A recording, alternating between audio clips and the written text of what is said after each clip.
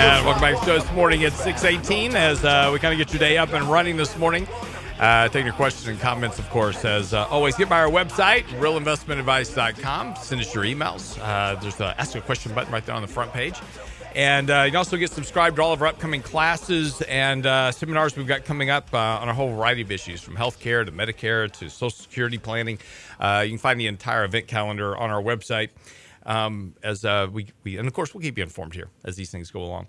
You know, a couple of weeks ago, I was talking about, I don't know what's kind of going on, but you pay attention to headlines, and a lot of time that headlines become, kind of reality later on. And I says I'm a little bit concerned here lately because amidst all of this kind of rising global conflict that we've got going on, geopolitical kind of conflict, that there have been a rash of headlines talking about the advances in weaponry, from low-yield mini nukes. We talked about this last week because, again, it's also part of fiction becoming reality and science fiction becoming reality. And we were talking about this low-yield mini nuke was very interesting because it actually came from the idea was first generated several years ago in a video game. And so it was interesting to actually see that come to some form of reality. But we were talking about this, and we're talking about Russia's new drone-powered submarine, nuclear-powered drone submarine, I should say. So they're able to drive this drone submarine around, and one of the third arms of your nuclear triad, right? And so again, and as we stealth bombers coming out of China, and all of a sudden it's just been this big ramp up in advanced weaponry and advanced technology. And which I find fascinating anyway. I like military stuff. I'm a big history buff, military history buff. I love everything about the military and military history. So when these articles come up, it catches my attention because, well, it's just a fascination I have anyway.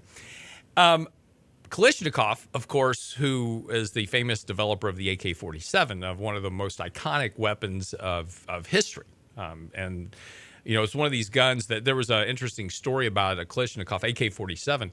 They found it in the middle of the desert, and this thing has been buried in the sand. It was underneath a house that had been destroyed, had been burned.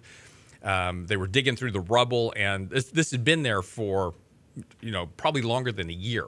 But they found this AK-47 buried underneath this rubble, buried in the sand. It's been there for, again, well over a year. And so they find this AK-47, they dig it out, they basically just take a rag and some gun oil, they wipe the gun down, and it fires.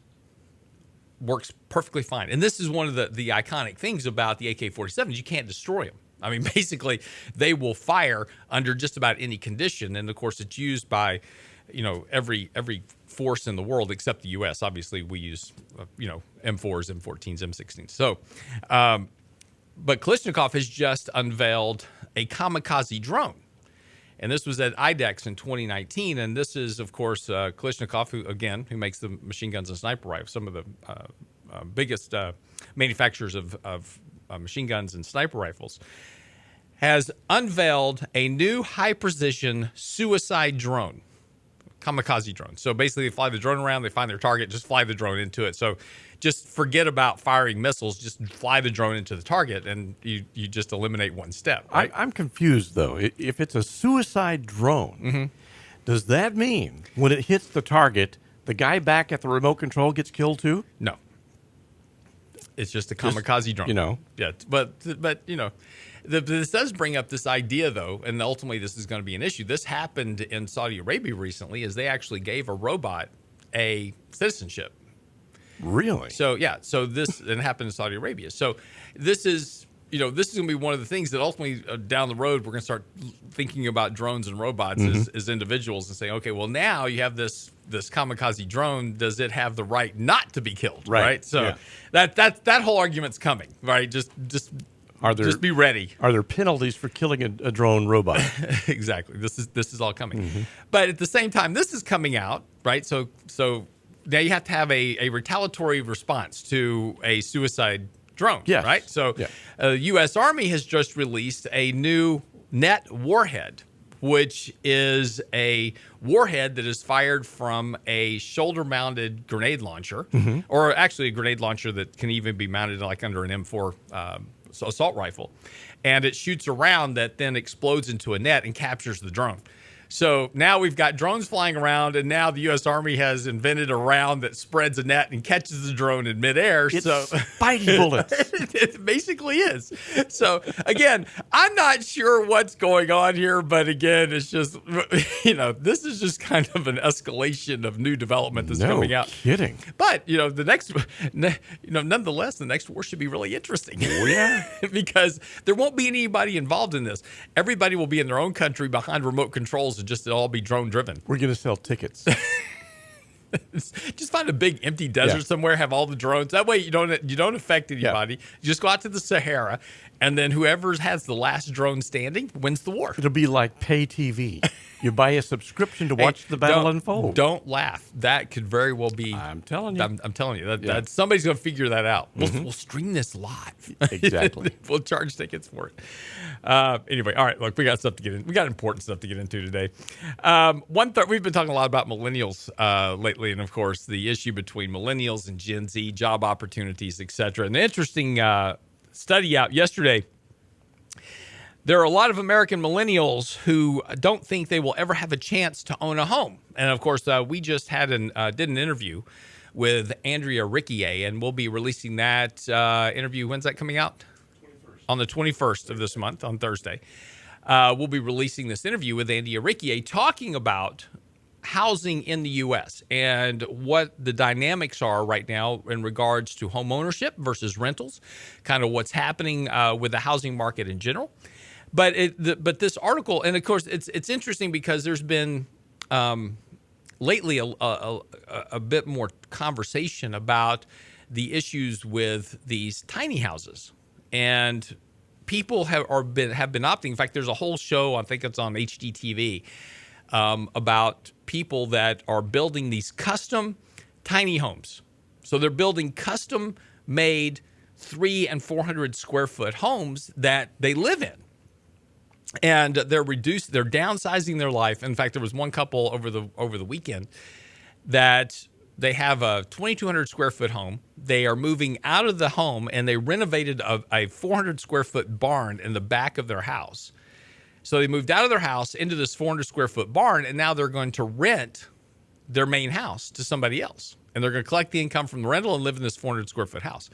But this is a thing, and it's actually a thing, and this is becoming more and more. More than 1 million people now live in RVs and just travel around the country living in an RV. And cook meth.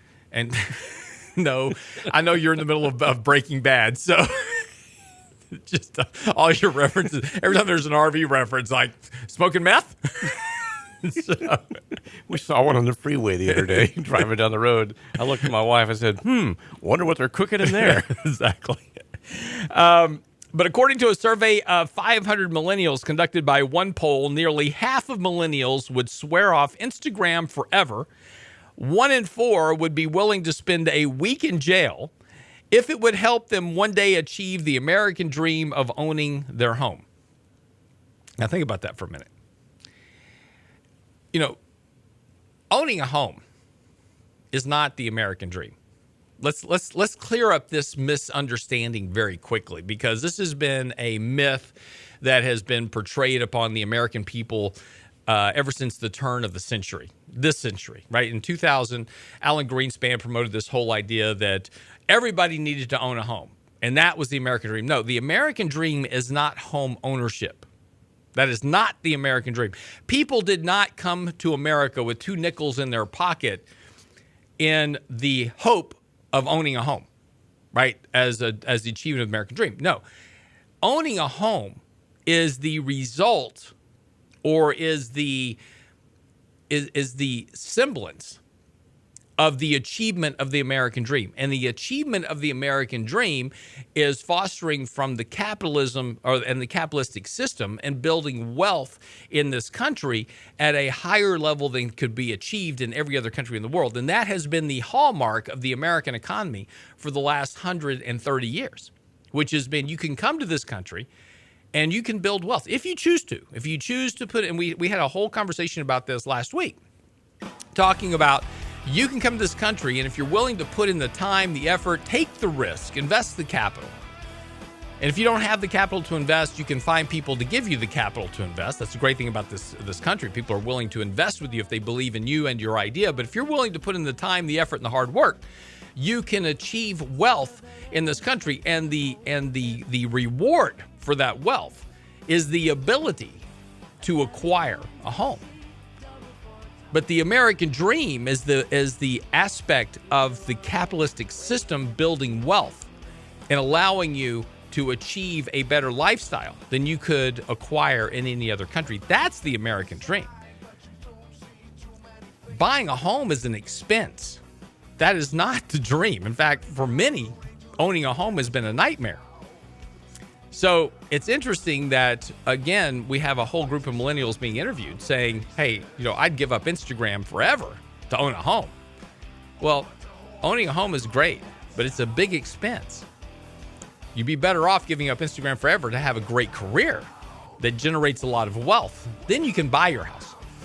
But it's all about priorities. Quick break. We'll come back. Don't go away.